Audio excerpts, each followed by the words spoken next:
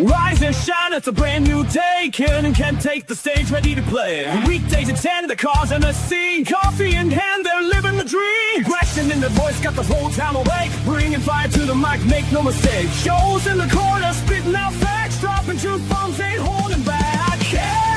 Ken in the morning, feel the heat. From 10 a.m. CST, can take a seat. Live and loud, that break in the mind.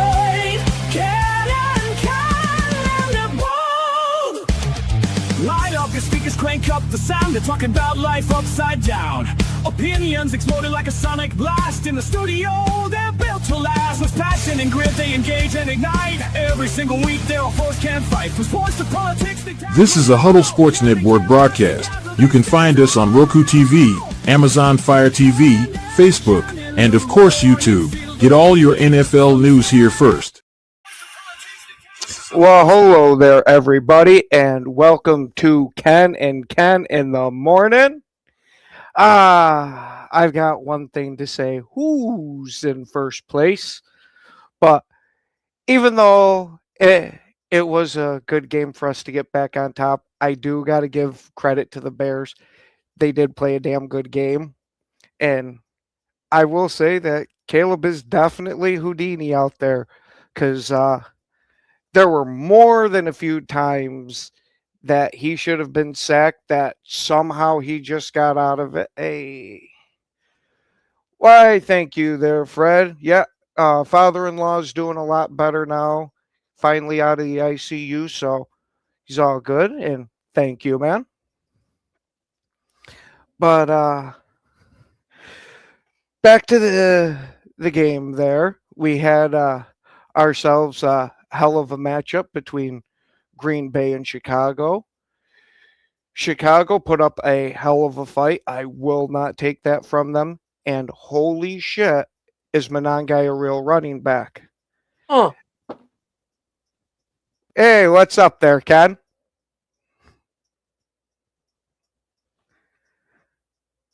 Yeah. I lost sound. Oh, okay. Give me a second. Yep. Hey there, Cam. Thanks, buddy. Yeah, it was definitely one hell of a game. There is the issue.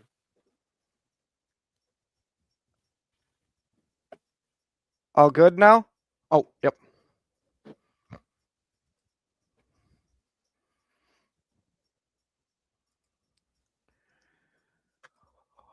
Oh, yeah. I can definitely say I'm looking forward to that rematch, too, because Chicago has themselves a real team, and we got ourselves a real rivalry again.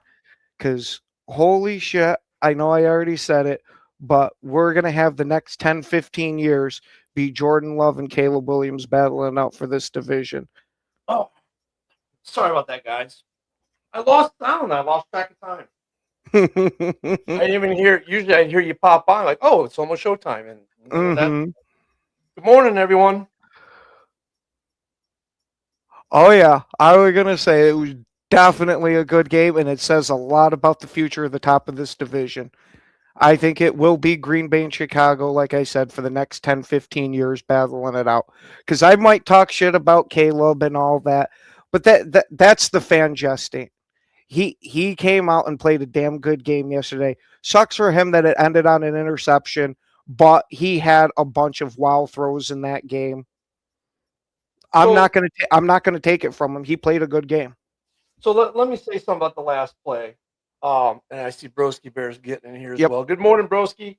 Good morning, guys.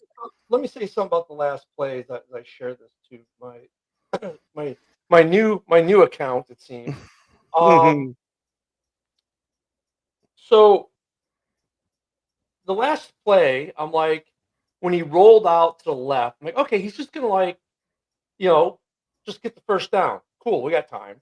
And the way that the screen was, the shot they had the field, you didn't see the end zone, you didn't see any of the receivers off to the side, right? So then when he turns the square to throw, I'm like, well, where's he throwing it? And then I saw the ball in the air, and I'm like, a floater? Right? Because remember, the way the camera angle was when we're watching on TV, you don't see to the the end zone. But when you see him throw, of course, then they pan to it, and then you're like, the horror hits your face, I guess. And I was like, really? Like, did not see that on the bingo card for last minute of the game. Especially considering the way Caleb normally protects the ball, very well protects the ball. I was like, okay, well, this sucks. This is not good.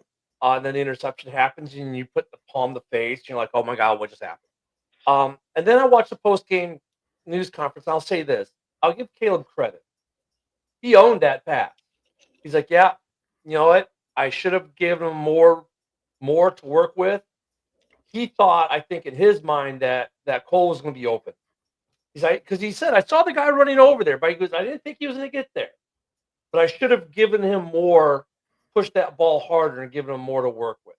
So I like that Caleb owned the mistake on that play and explained it out, because that's something in the past with other quarterbacks in Chicago we would not have gotten.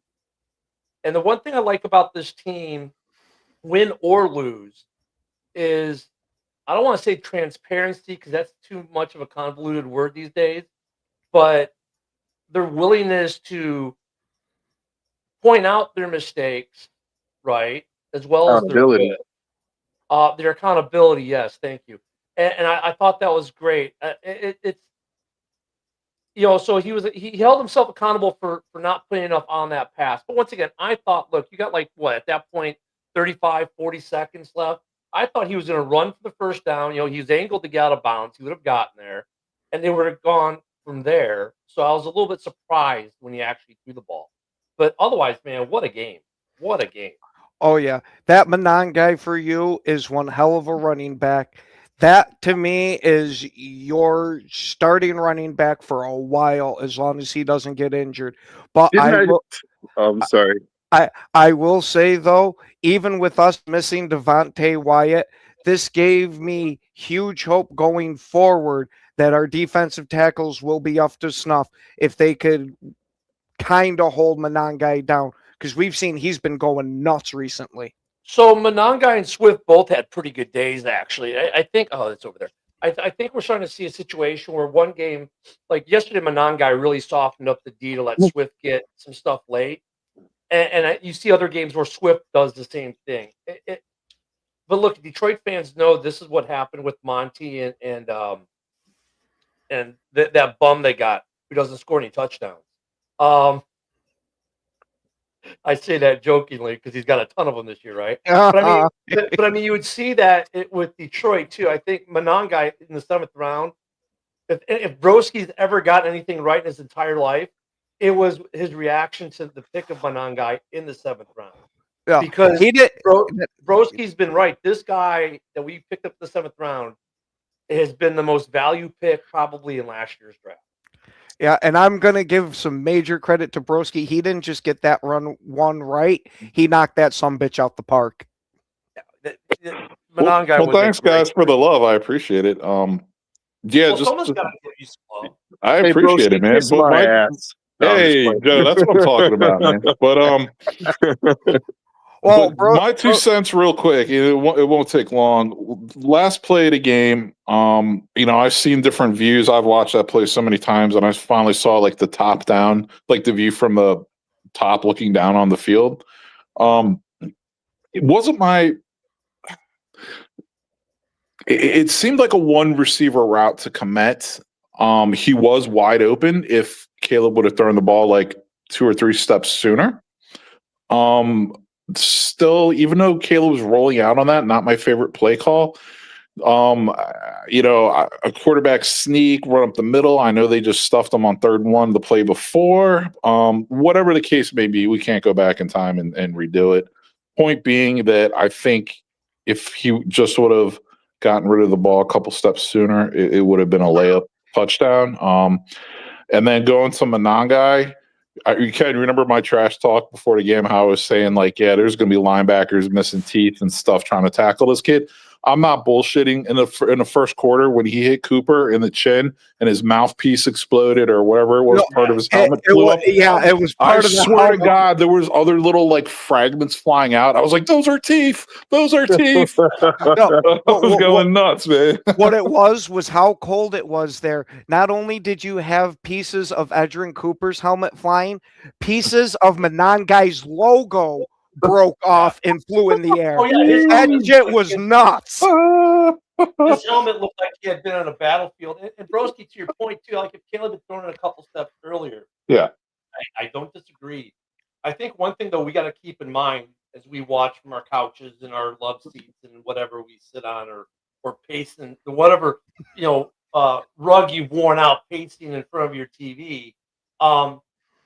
Think of it this way. I mean, it's easy for us to sit here and say, "Oh, if you would have just looked in the middle, DJ was there," or if you would have thrown it a step or two earlier, he would have had an easier completion or a completion. Remember, though, he's doing this as he's processing everything in his brain, moving, avoiding. Sure. Totally get it. And so it's easy for us to say, and I don't Yeah. disagree. Maybe he gets rid of the ball faster, maybe that's a touchdown. If he does what he said in the press conference, with leading him more like Cam says, "Hey, throw the ball more to the left, lead the receiver," and he acknowledged that, then maybe you have a touchdown and you have a different outcome. But to Ken's greater point, let me fix my mic again. To Ken's greater point, That's better. yeah, I keep forgetting I'm on a swing arm. I'm just having a morning, guys. But more to the point, this series that we're going to see with Caleb, Jordan, and maybe even JJ, if he gets it together in Minnesota, and Goff for the next couple years before they bounce him in Detroit when he gets too old and it's time for him to leave. Dude, this division is going to have great quarterback play for a while. And these teams are built really well, all four of them right now. Yes, even the Vikings are built well. They've had a bunch of injuries and other crap, and that happens for a season now and then. There's a lot to look forward to in this division. And in terms of the Bears, dude, I'm still playing with house money. I'm 9-4 since week 3. I'm 9-2, right? I mean, feel good about it, there's Bears fans.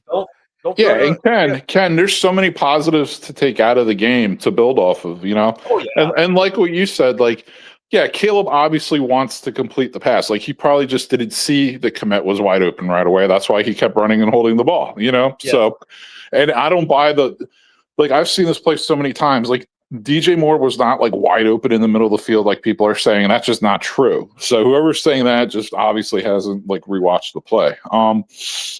But yeah, I mean that's one thing about Caleb that I actually really respected about him last year. He's painted as this Southern California pretty boy who paints his nails and blah blah blah.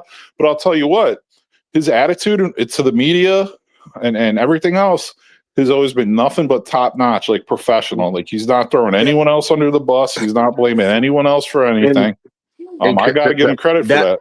Can I throw something in there? Oh, good. Caleb also, in my opinion, Caleb is a gritty quarterback, dude. He took a lot of freaking sacks last year, and it's he's taking some good hits, man, and he don't bitch. He just gets up and goes back to the next play. For a guy who paints his nails, that's pretty impressive, man. And shout out to the Bears coaching staff for making some good halftime. I didn't mean that as a dig at him. I didn't mean that as a dig at him. I meant it as a lot of people give him shit about it, but it's dude, if you can take those NFL hits and still keep getting up, you can paint your nails if you want to. I guess. That's like the other day I was talking about Jaden Daniels being a bust and some of these other guys being busts because of durability. And then you look at a guy like Caleb who's taken these hits and never missed a game. Has he even missed a play because of it? I don't know. Maybe a play or two last year, but if that even, I don't even think he has. But the other thing though to this, I was thinking about this last night. If I look at this game yesterday, the stats, right? Look at this, how good these teams are going to be. Two turnovers in the game, 1 interception per. Now, obviously, my interception cost me more than Love's interception costed him, right? If I look at sacks, only 2 sacks in the game. Yep. Yeah. Right. And by the way, that right there, someone didn't register a sack. Well, that's because he was getting held most of the fucking game. I don't care about and he's making your quarterback run for his life almost hold the on. whole I don't want to game. hear the excuses of why he didn't get a sack. The point is that there are 2 sacks in the game, 1 for each team. Okay, and look, I'm not saying he didn't play an impact in the game. I'm just saying he did not register a sack. That these lines did well for both quarterbacks, allowing only 2 sacks the entire game.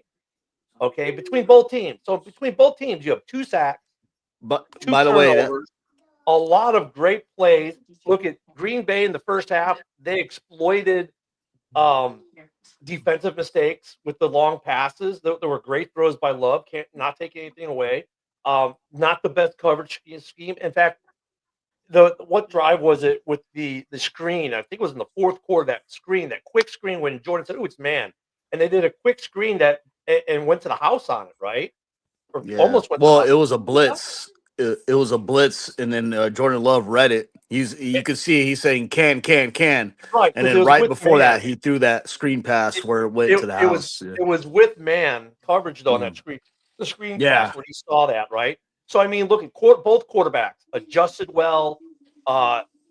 It became a shootout in the second half a little bit. Right, the Bears took back some control, got back in it. Then Green Bay said, "Okay, we figured this out. Let's move the ball," and they did. And then Chicago said, "No problem, we can move the ball too," and they did. Got down there, and then we get that final play. I mean, look, if this is how games are going to be between Chicago and Green Bay over the next couple of years, I mean, it's going to be redonkulous. If it's going to be that way with this division, it's going to be redonkulous. But by the way, Broski, that interception that Green Bay got off of, you did the same play against the Eagles and scored a touchdown off of it. Yeah. Literally the same movement, the same Caleb rolls to the left, throws a touchdown strike in the corner of the end zone. They thought they were going to get away with it with the Packers, and obviously, Packers studied the game tape and picked it off. So I think it was the same play to a degree. I think we're still going to see a lot of that same play. Yeah. Like at this point in the year, look, if you're the Bears, you're 9-3 coming into yesterday, right? And let me do a sidetrack really quick. How crazy is this? You started the day the number 1 seed, and you ended the day the 7th seed because of 1 game. I mean, that's how competitive the NFC is right now. That just lets me know the NFC is going to win the Super Bowl. I hope you're right. Yeah. But the thing is, like, and I know some people, Mike the Bear fan was like, man, where are all the plays at? Where's all the Ben Johnson stuff? I'm like, dude, do you think he's emptying the bag week 15 in a regular season game against Green Bay? I'm like, they're going to keep this plain vanilla as they can. In other words, they don't want to show all the bags, all the tricks in the bag now when they have a pretty good feeling that they're going to be a playoff team.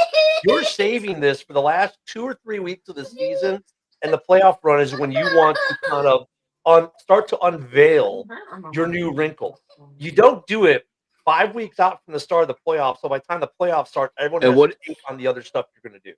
And what is he talking about? There was plenty of Ben Johnson trick plays, like that one trick play where Caleb acted like he was handing it off, and then he did an underhanded throw. That was a trick play. New. You know what I mean? That one was new, but that was the only new one we saw. Everything else we've already seen. Well, I mean, there were some plays my that he phone did. cut out, guys. On my last thing I was talking about, I'm not sure. Can you guys hear me now? Yeah, we hear you. Okay. Yeah. No, what I was going to say is like, beginning of the fourth quarter, Michael Parsons was gassed, standing there on the sidelines. Like they showed a close up of him. He was sucking wind like I'd never seen him like do before. And I just think both defenses were completely gassed in the fourth quarter because each team's offensive line was doing a pretty damn good job.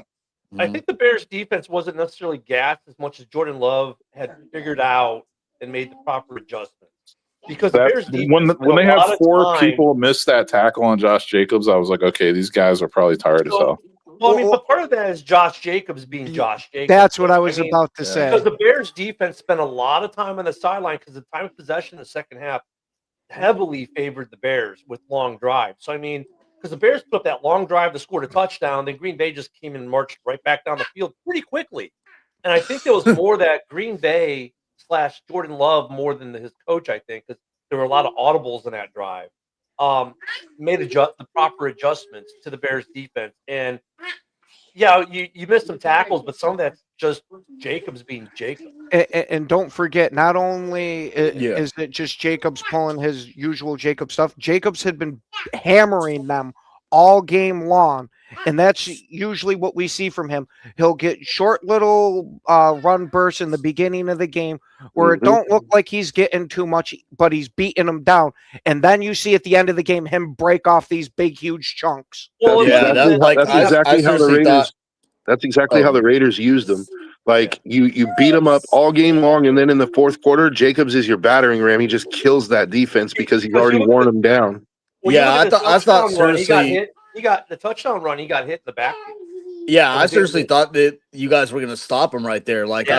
I saw CJ Gardner Johnson pull Yeah. off and go to where Jacobs was gonna run.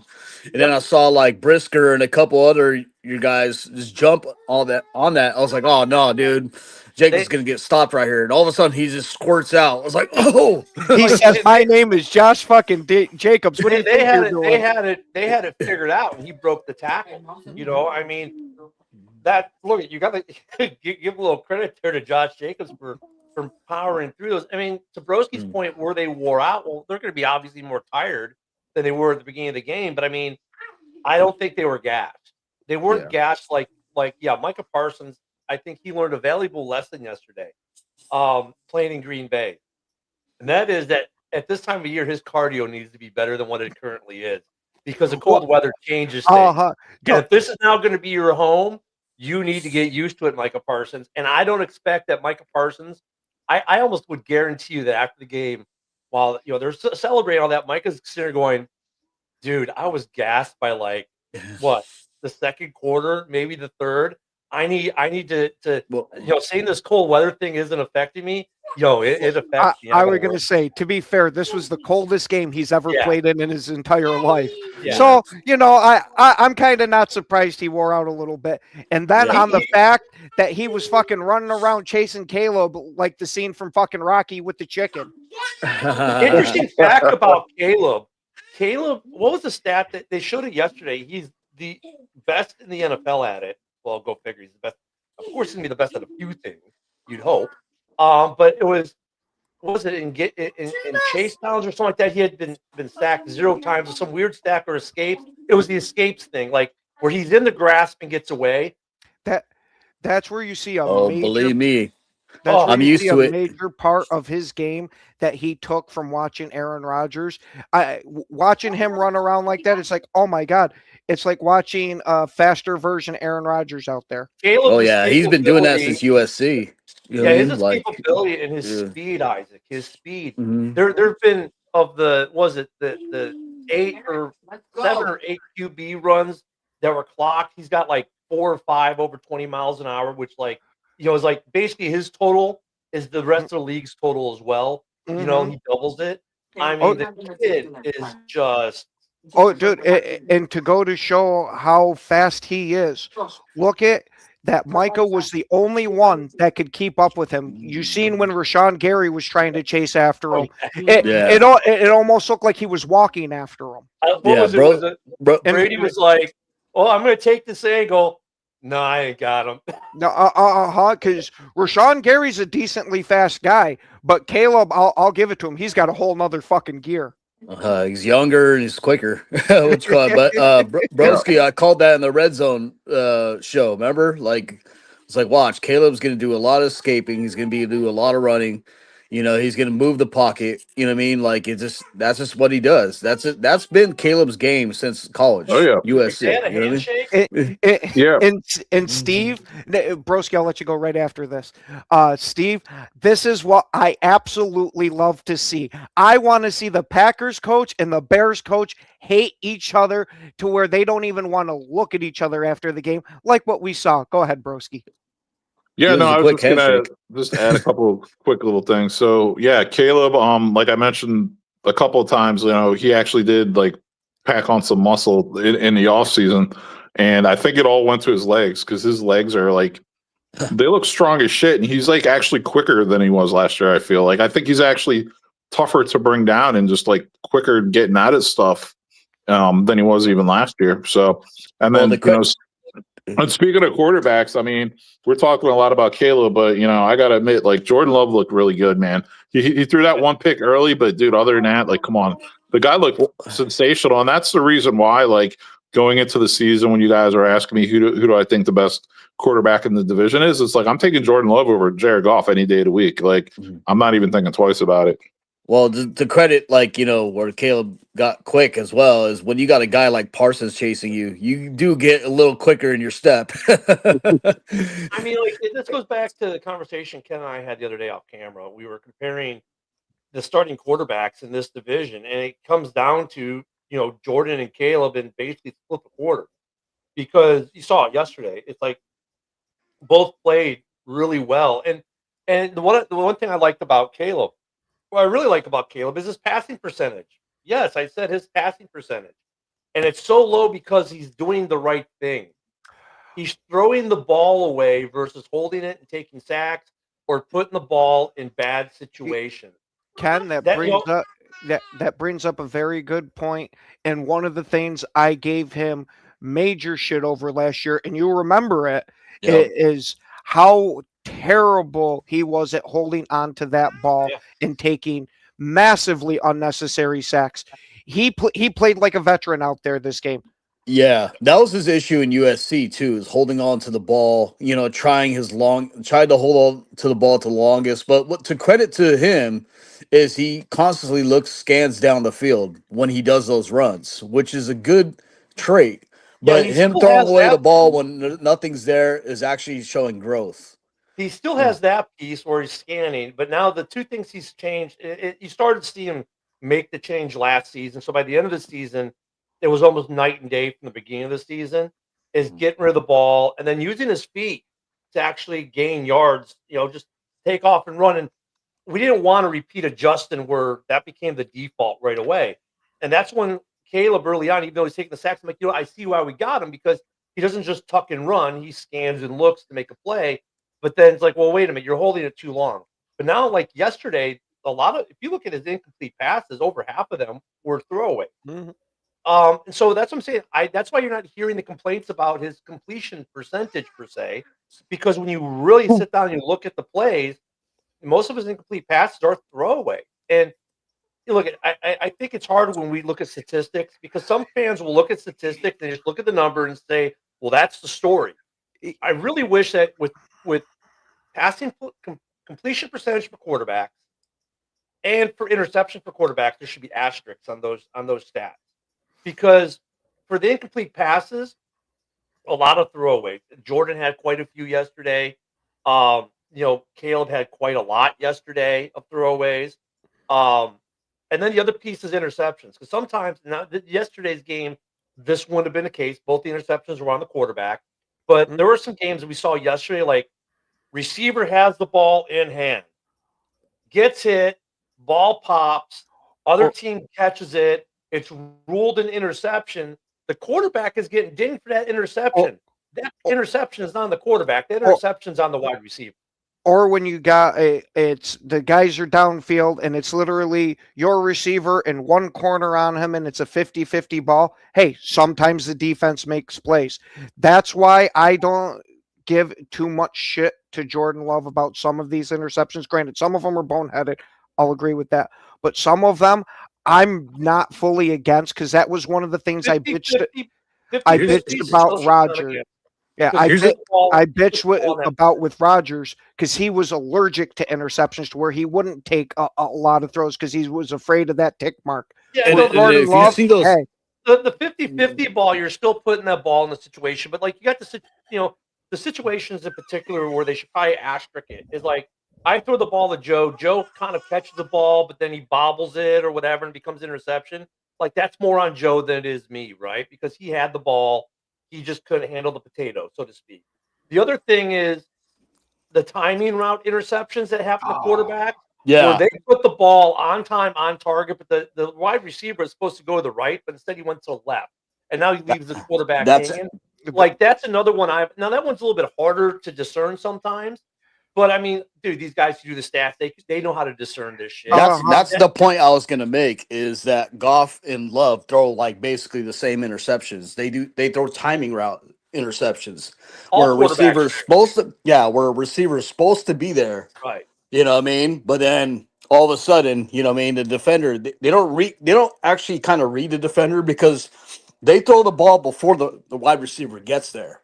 That's what puts them in trouble. You know what I mean? Like, it's all timing. And that's exactly what, CJ Gardner, credit to him. He jumped it, Yep. read it well, you know?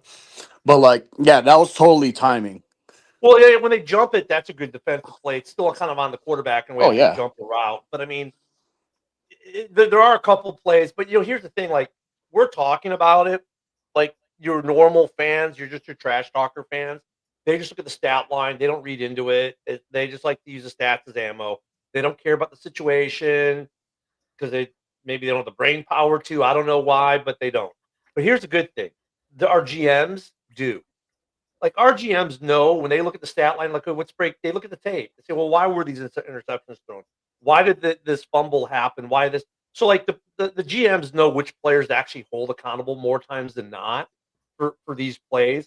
So while the statisticians and the broadcasters and the trash talkers, let's say, or the talking heads on who just want to do clickbait stuff on Fox Sports or ESPN, whatever, to get their ratings, so they can say these bombastic things, but oh, this guy is terrible. That's why I don't pay them any mind, because they don't actually look at the situation like, okay, how did X, Y, and Z happen? The GMs and the coaches do. So like when they look at Love yesterday, they're gonna say, okay, like they're gonna be like, how can you improve it on yesterday? Well, let's look at the interception. Let's look at the negative. The interception. Okay, we threw a good ball. Defense made a great play. They jumped their route. That's on us. We made the play. Maybe we telegraphed the play too well. It was a timing route. You did everything you were supposed to do. Their defensive player read it, made a good play, jumped the route. You did everything right. Because sometimes that's actually the case. And I would almost argue with Love yesterday that for his interception, that was the case. He put the ball on time, on target. CJ Gardner-Johnson just made a great play. Read it, jumped it, capitalized. It's going to happen.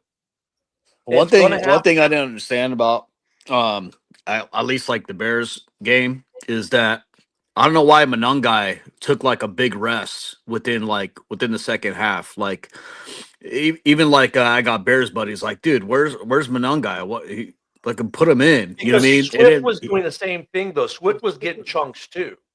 I mean, yeah, but not as good as Monangai was doing. So I'm glad you guys Monangai was brought this breaking up because I tackles. want to get your guys' take on it after seeing it. I mean, personally, I think Monangai should be getting like 70% of the carries at this point, and mixing Swift in. But what do you, Kenning, Isaac? What are your thoughts?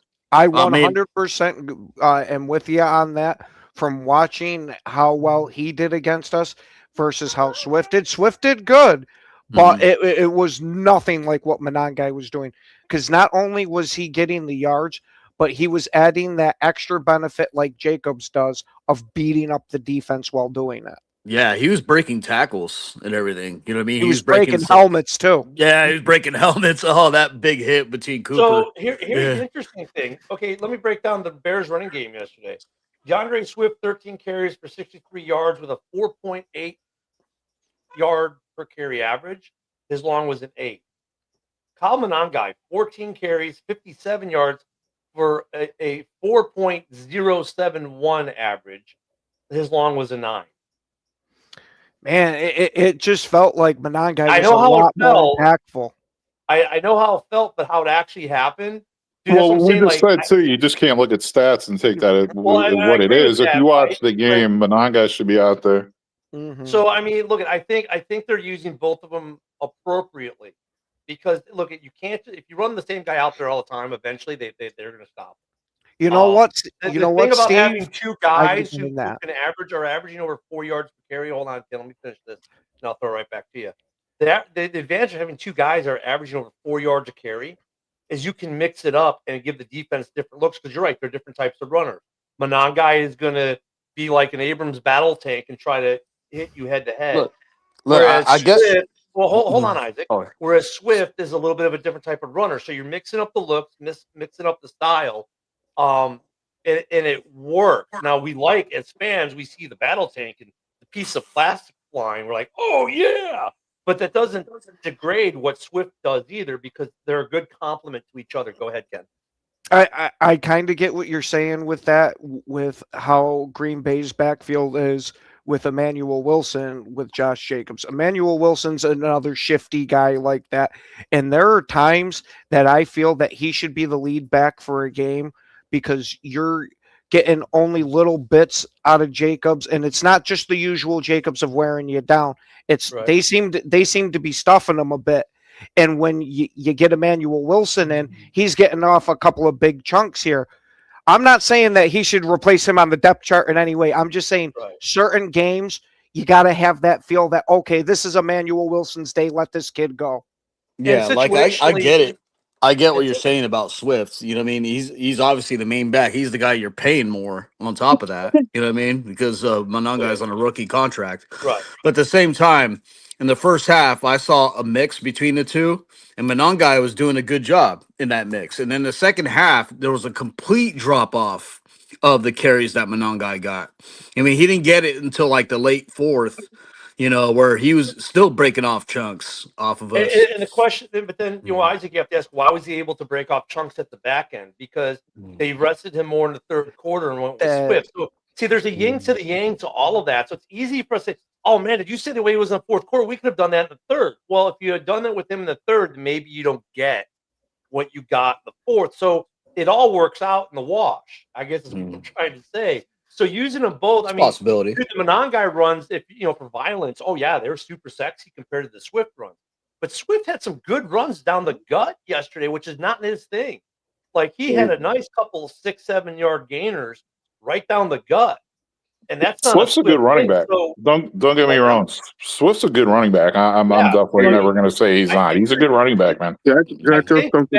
I think Ben is utilizing them properly, Joe. Go ahead, Joe. I know that everybody on the panel except me is either a Green Bay or a Bears fan, but there were some other football games played yesterday that I just thought maybe there were. Yeah, Actually, I don't know if anybody watched that Bengals and Bills game, but that was a fucking good game. That was outstanding. What a great game. Joe, I was thinking about this last night. Like, okay, I know we're going to go long on the Bears-Packers game because obviously, look at the panel. Yeah, it's war week. I understand. Yeah, I had made a mental note on that as well, and I for sure wanted to talk about the other games because the Bengals game was big. The Bengals game is actually a great segue because a buddy of mine I served with texted me at the beginning or midway through the third. He goes, "How does it feel to be owned by the Packers?" I said, "Dude, don't celebrate so early. Did you not?" And his wife's a Bengals fan. I said, "Did you and your wife not watch the Bengals-Bills game?" And he's like, "Oh, true point." Right. And the Bengals were leading into the fourth quarter. And then the Bills just said, okay, yeah, our game now. I'll take that interception. Yeah. I'll take that interception. Thank you for playing. That T. Higgins touchdown where he fucking grabbed it with two hands and pulled it in. That was an amazing touchdown right there. Oh, yeah. Yeah. I mean, was all hands right interceptions aside, like, I mean, dude, they were playing in horrible, like, snow weather, right? Yep. I just think that both quarterbacks did a really good job of being able to throw the ball in that kind of weather, dude. Like, yeah, I know the picks like cost them, but I don't. It's like look at the picks themselves, though. The first pick on Burrow was just amazing. What an amazing defensive play he made. Oh yeah, that was probably one of the best plays I've seen my entire life of football. And that fucking vertical that he got off of that was just ridiculous. Dude jumped off camera. And you know what though? This year, it's happened twice to Caleb, right? It happened yesterday to Burrow. We've seen more off defensive linemen getting interceptions this way this year than I can remember in the last decade. I mean, that's been a thing this year. And the second interception wasn't far off. It was one of those like Joe Burrow's like, how the hell? What the hell am I supposed to do? I mean, Burrow wasn't making bad plays. The defense just made phenomenal plays. You saw him going to the sideline after that interception, and my old lady pointed this out. He takes his helmet off, and he's just shaking his head like, what the fuck am I supposed to do? Yeah.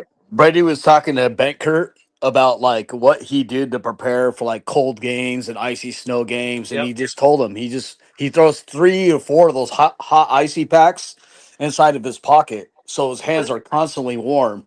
And then for Burrow, though, that wasn't it wasn't a problem that his hands were cold. The defense made he's Icy Joe. But I mean, the defense in that game made some plays, and then you go the Steelers game. That was another good game. I think. Look at Aaron Rodgers got an Aaron Rodgers call on the pass to himself down by contact bullshit. But I mean, that was a good one with the Ravens.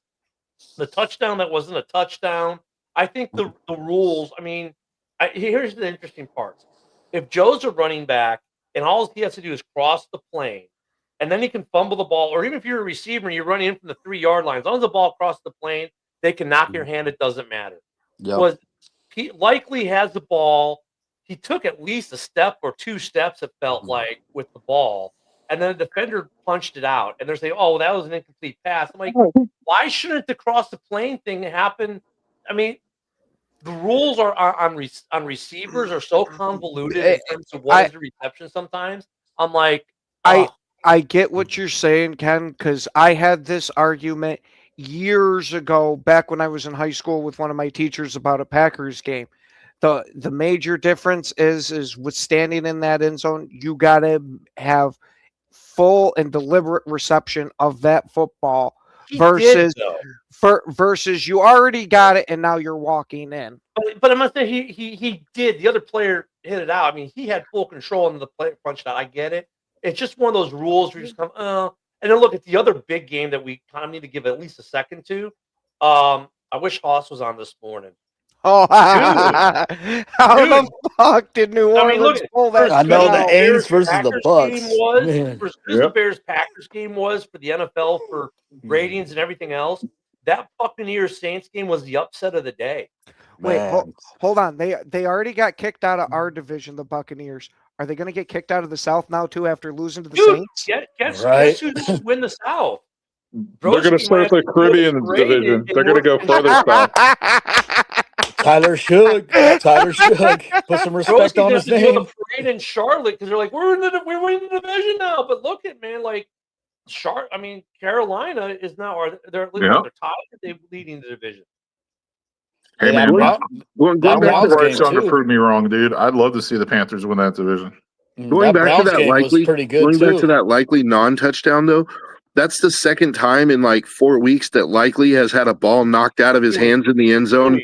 2 weeks. Yeah, I just said 4 to like make sure that I covered the time. 'Cause I don't know how many weeks ago it was with the Bengals game, but that's twice in the last 2 weeks that's happened to Likely.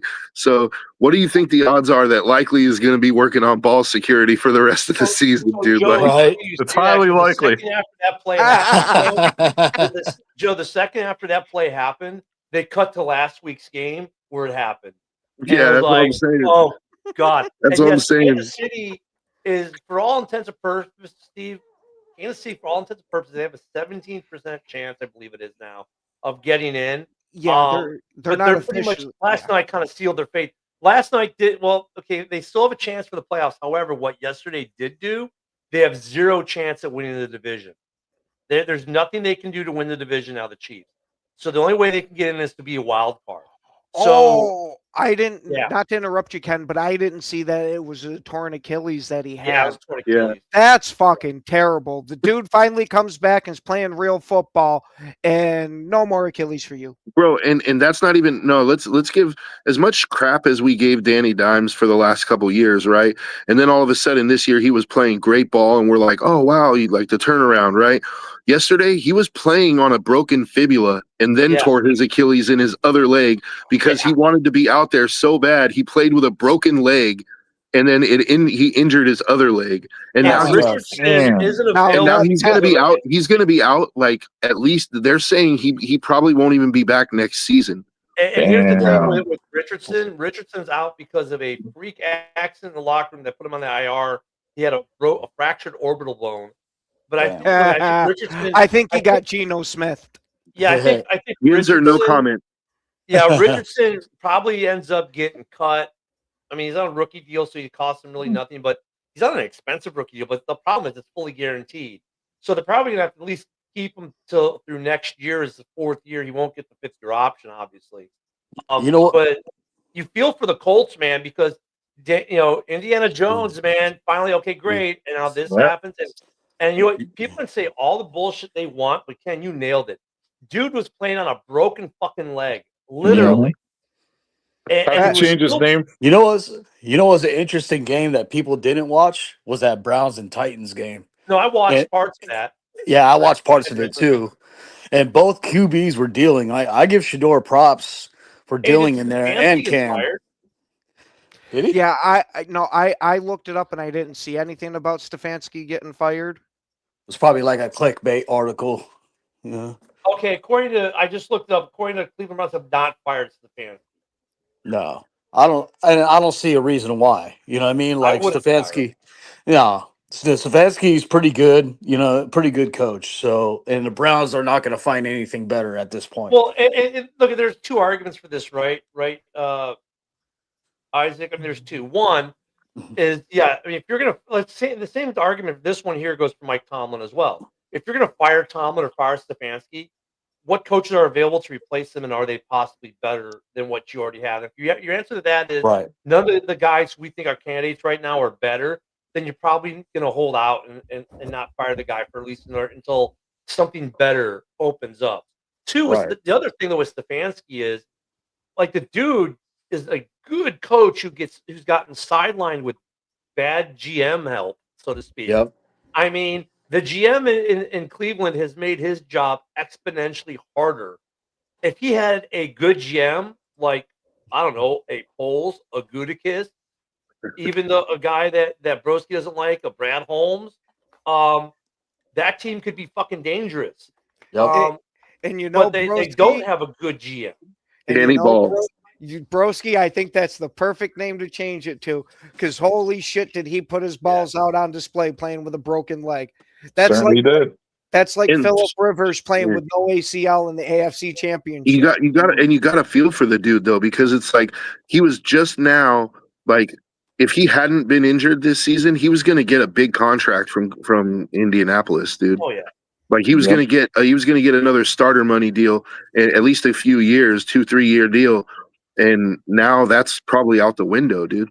And Brady Well, said geez, that. man, I wonder what that other lingering injury could be, like the broken leg. Yeah, Brady said when he won that Tampa Bay championship, he had a broken leg as well, playing through it. Yeah, dude. It's The Rooney Rule is not why they don't fire. Yeah, I I was going to say, I never heard that provision before. Oh, by the way, I think I was the only one on the panel who called the Dolphins game and said that the Dolphins were going to take him to the rape cave. You did.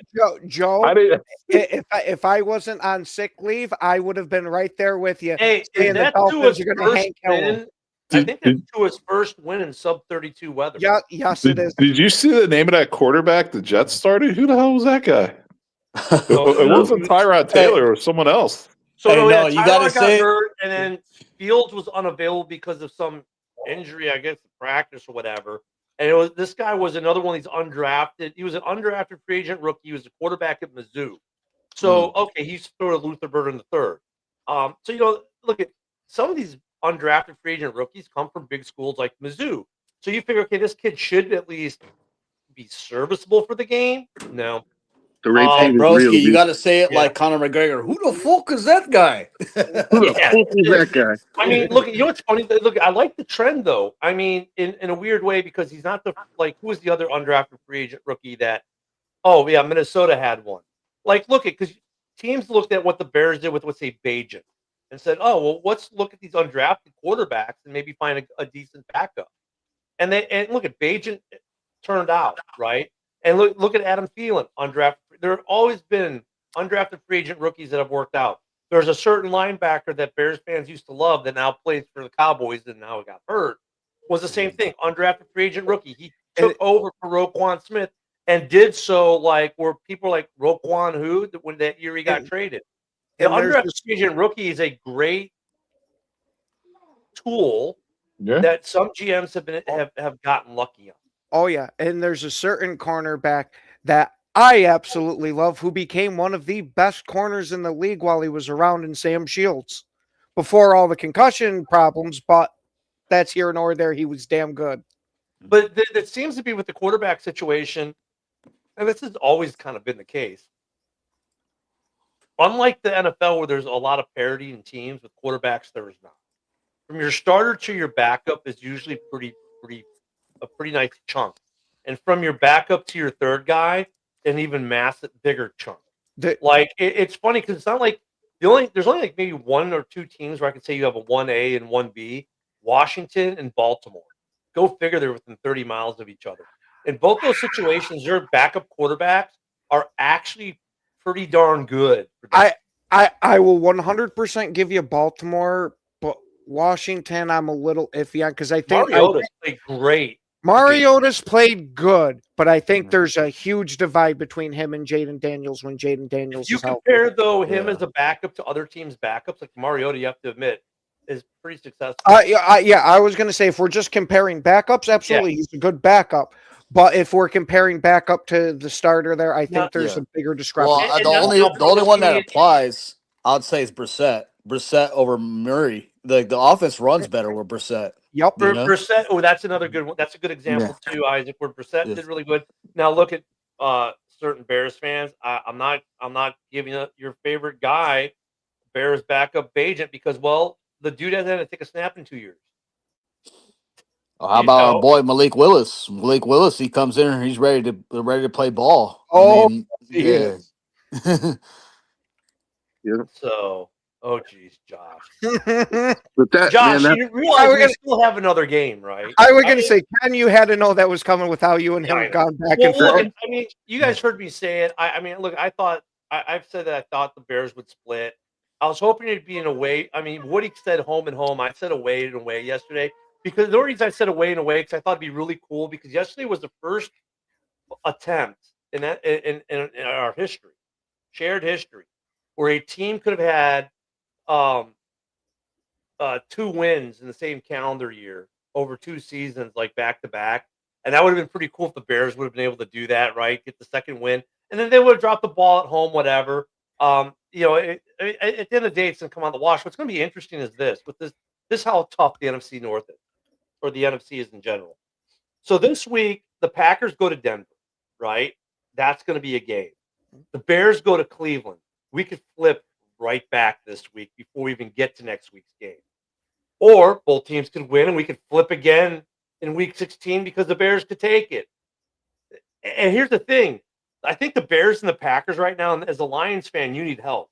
Because the Bears and Packers play this flip-flop game enough, they're going to flip-flop you right out of playoff contention. Yeah. You need us both to lose if you're I don't even know if they'll beat the Rams this week. Yeah. Now hold on. I got my one tiny piece of trash talk to get in. Hey Ken, is Caleb still undefeated in Lambeau? I'm asking for a friend. I heard that all off season and regular season long. He is now not undefeated at Lambeau. He still had a really great game there. Yeah. I won't no take longer that undefeated. I won't take that from him. No It's just undefeated. Bears fans have been hanging their hat on that, so I had to I make know. the joke. Because at the time there was nothing else to hang your hat on. Hey Joe, don't I worry. get it. We're gonna get revenge for you against the Broncos. We'll get revenge for you. I love you too, Cam. I didn't even want to bring that game up. I didn't even want to bring that game up. The only thought on that whole day was Bowers' touchdown. Like, it was dog shit. But you know what? In other NFL news, the Titans won a game yesterday, which put the Raiders up even further in that draft order. Like, I'm just like, we're slowly creeping up. Every week now, I'm just like, just keep losing, baby. Just keep losing. And the funny thing, the Titans were doing the Shador Mendoza. thing yesterday. Mendoza. Every time the Titans made a play, they were doing the Shador thing. I'm wondering if the Bears are going to do that next week against the Titans. When they pick Shador off the 18,000 times, they're probably going to pick him off because Shador is definitely going to throw some interceptions to the Bears next week. Actually, not. We're all going to be doing the Shador thing, Yeah. Isaac, I'm actually not like so much on the Mendoza train. I actually like. I know he didn't really play well in the SEC championship game, but I like Ty Simpson, man. Like, Yeah, I like Simpson's his good. processing, like his processing speed, and he's got a pretty decent arm, dude. I see him zip that ball. He's just really raw, like not raw, but really inexperienced. Like he needs some seasoning, but I think that dude has a chance. But I wouldn't be upset with Mendoza. We'll see how he plays in the college playoff. He made some good throws against Ohio State.